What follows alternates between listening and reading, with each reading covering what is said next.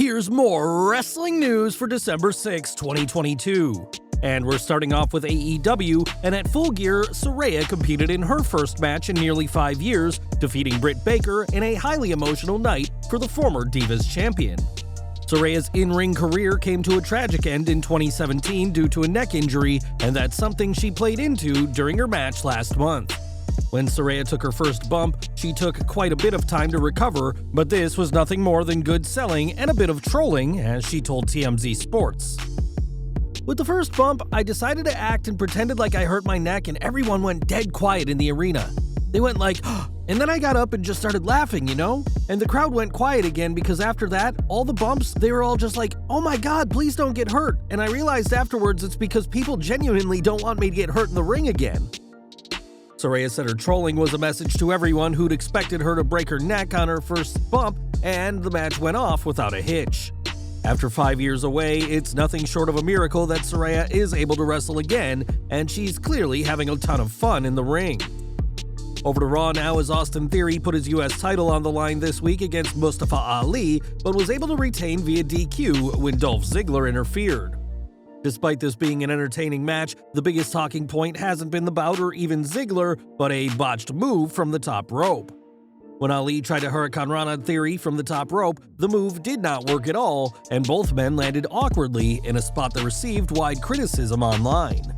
Fans were quick to call out the botch as one of the worst of the year, but many were just pleased that both men were okay, as Theory and Ali landed awkwardly on their necks.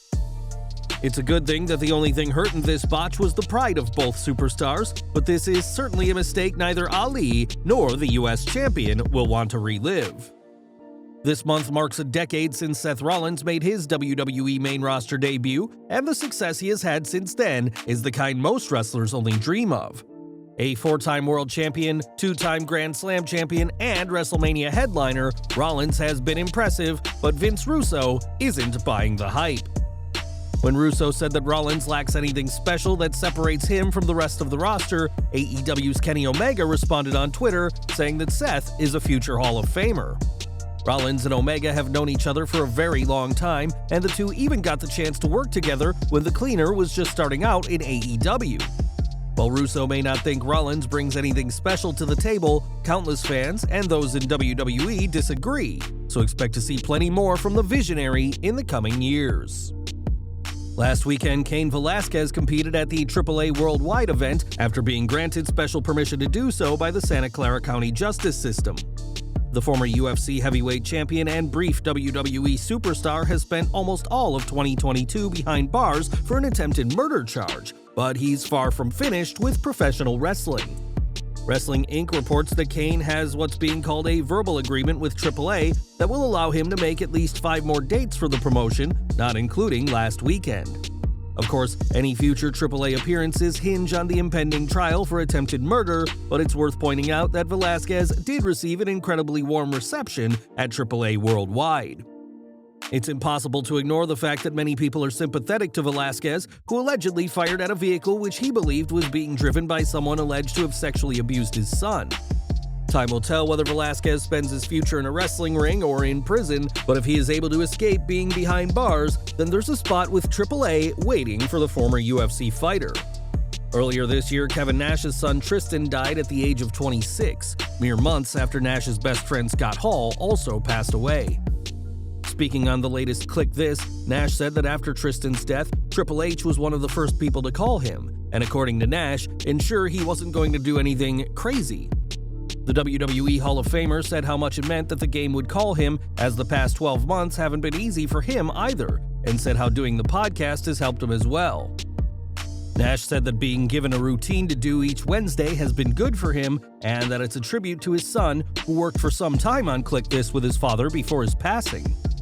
Reaching 100,000 subscribers on YouTube was a goal of Tristan Nash that Click This only reached after his passing, but it's great that Triple H has kept tabs on his friend after an overwhelmingly tough year. Video game news now, as fans are still eagerly awaiting the launch of AEW Fight Forever, the first console video game for Tony Khan's first wrestling promotion. One of the biggest talking points for the game has been its roster, as FTR have confirmed they won't be characters, and now another big name has said they didn't make the cut.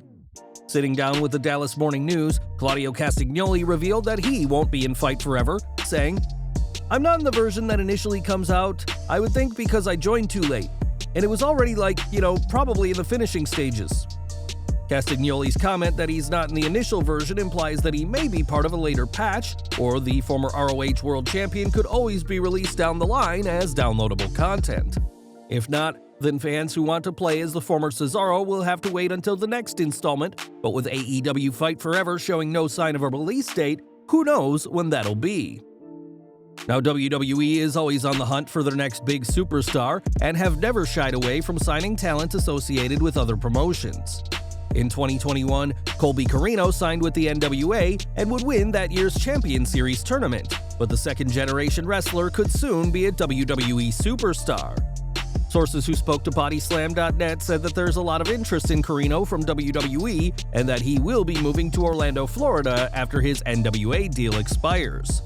Orlando is, of course, the home of WWE's Performance Center, and it is reported that he will have a thorough look at the company during his time in the Sunshine State. If he signs, Corino won't be far from his family, as his father, former NWA World Heavyweight Champion Steve Corino, currently works for WWE as a trainer and a producer for the NXT brand. Right now, no deal has been offered to Colby Corino, as he remains under contract with the NWA, but expect a contract to be written up soon after he becomes a free agent. Back to Raw now, as Bobby Lashley and Seth Rollins had a huge brawl during this week's show, but it was an unlikely name who was left worse for wear. When security and backstage crew members tried to break the brawl up, Lashley connected with a spear that laid out Petey Williams, the TNA alum who now works for WWE as a producer. The former two-time X Division champion, Williams also made his name in Ring of Honor, but as this week's Raw shows, the 41-year-old can still take a nasty bump when counted on. After the segment, Adam Pearce warned Lashley of the severe consequences of his actions if his anger continues like this, and we imagine that Williams and all WWE producers will be keeping their distance from the Almighty. During last week's SmackDown, a vignette aired teasing the return of Lacey Evans, who has a new gimmick. After multiple gimmicks as well as far too many heel and face turns this year, this new vignette saw Evans lean into her military roots as a former Marine. Evans has proven herself in combat and in the ring, and one WWE Hall of Famer is hoping to get in on the action.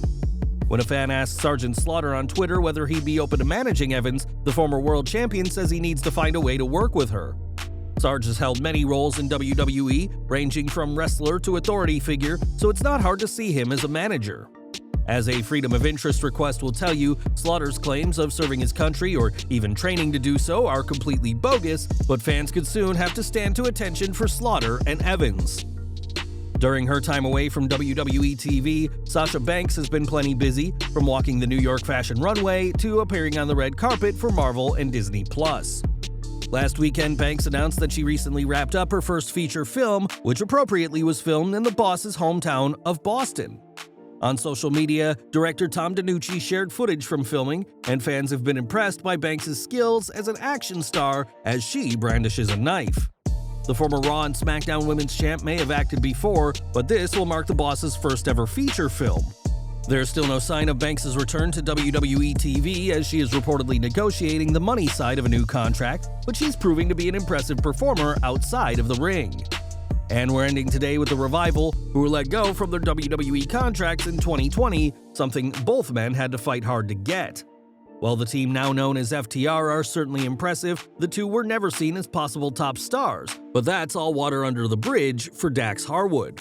Speaking to Fightful Select, Dax was asked about his time with WWE and said he can't be too mad at former CEO Vince McMahon, who never saw tag team wrestling as equivalent to singles competition.